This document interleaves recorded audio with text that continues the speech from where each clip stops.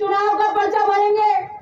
अभी तो कह रहे हैं, ये बताते चलाते रहते हैं, 35 की लिस्ट आ रही है बीजेपी की, 65 की आ रही है। जेपी नड्डा जी की यहाँ मीटिंग हो गई, अमित शाह की हो गई, मोदी जी आ गए, सीएससी में मोहर लग गई, आ रही है आ रही है। फिर कहते हैं नहीं शराब के बाद आएगी। तो सब अपने अपने यहाँ पे ओसिया में सब अपने अपने कार्यकर्ता को कह रहे हैं हमारी पक्की हमारी पक्की। तो अभी बीजेपी का कार्यकर्ता गाड़ी का गियर नहीं लगा रहा, कह नहीं अपने झांसे में नहीं आना, लेफ्ट और राइट पता नहीं किसकी टिकट खुलेगी। किसी को मिठाई खिला दी, टिकट दूसरी की खुल गई, फोटो खींच गई तो वो बैठ हो जाएगा।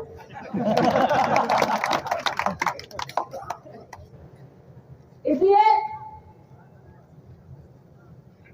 आपके लिए, आपके मान सम्मान के लिए मैं संघर्ष और जीवन राजनीतिक जीवन में खड़ी हूं। मैं जिस तरीके के निम्न प्रहार का शिकार हो रही हूं, उसमें मेरा गुनाह यह है कि मैं बिना झुके बिना समझौतों के आपके लिए संघर्ष कर रही हूं। ये बर्दाश्त नहीं हो रहा कि कैसे एक लड़की विकट परिस्थितियों से निकलकर ओसिया के मान सम्मान को हिंदुस्तान के पटल पर स्थापित कर रही। ये जला ना सुरक्षा के भाव और इन सुरक्षा के भावों के ये तीर मुझको नहीं, खुद की संस्कृति को छलनी कर रहे हैं। मुझ पे जितना प्रहार करोगे, जितनी अभद्र शब्द बोलोगे, जितने व्यक्तिगत आरोप लगाओगे, मैं उतनी सोने की तरह निखर कर निकलूंगी।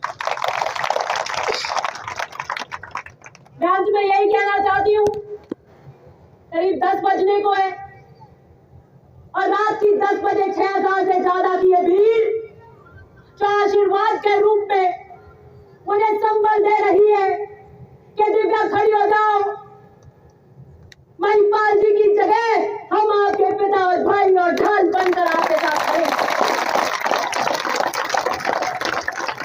5 साल का ये कार्यकाल मेरे जीवन का सबसे कठिन कार्यकाल था। 1 साल की अवधि से ज्यादा हम अस्पतालों में थे, कभी बेंगलोर कभी बंबई, इस आस में कि जीवन मिल जाए, इस आस में कि मेरे पिता मेरे पास आ जाए। लेकिन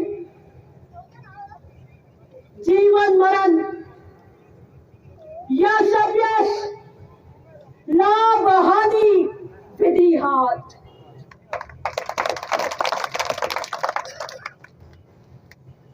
जन्म किसका कहां होगा, किस परिवार में होगा, किसकी मृत्यु कब आएगी, किसके लाभ होगा कब होगा, किसके घाटा कब होगा, कब यश आप पे मेहरबान होगा, कब ऐश्वर्य आएगा और कब अपयश आएगा, ये सब विधि के और कर्म के लेख हैं। मर्यादा पुरुषोत्तम श्री राम, उनको भी वनवास जाना पड़ा था और वनवास जब 14 साल की काट कर वापस आए तो एक आम धोबी की तर्जनी पर माता सीता को भी श्री राम को त्यागना पड़ा था, उन्हें भी अग्नि परीक्षा देनी पड़ी। माता सीता को भी उस कर्म के यश और अपयश के खेल में उस धोबी की तर्जनी पे राम को कहना पड़ा कि नहीं, मुझे उस आम व्यक्ति की आवाज तो सुननी पड़ेगी। मुझे मत बताएं कि विदेशी क्या लेकर जाएंगे, मुझे मत डराइए, क्योंकि मैंने तो ताश के पत्तों की तरह बिखरते हुए अपने घर को देखा है। मैंने अपने जीवन के 2011 से अभी तक के साल पल पल भोगे हैं, लेकिन दया की भीख नहीं मांगी, समझौतों की राजनीति नहीं की।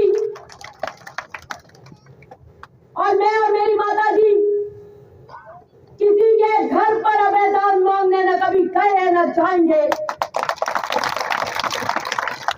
मैं अपनी चुन्नी में परशुराम मदेना और महिपाल मदेना की सरकारी और उसूल लेकर आई हूँ।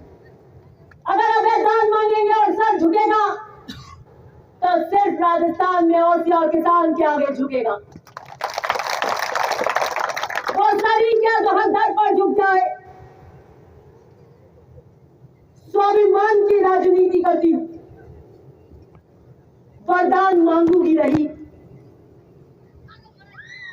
कर्तव्य पथ पर जो भी मिले वो मंजूर है मुझे, लेकिन हाथ फैलाकर कभी वरदान किसी से नहीं मांगूंगी। मैं कभी स्वाभिमान नहीं बेचूंगी।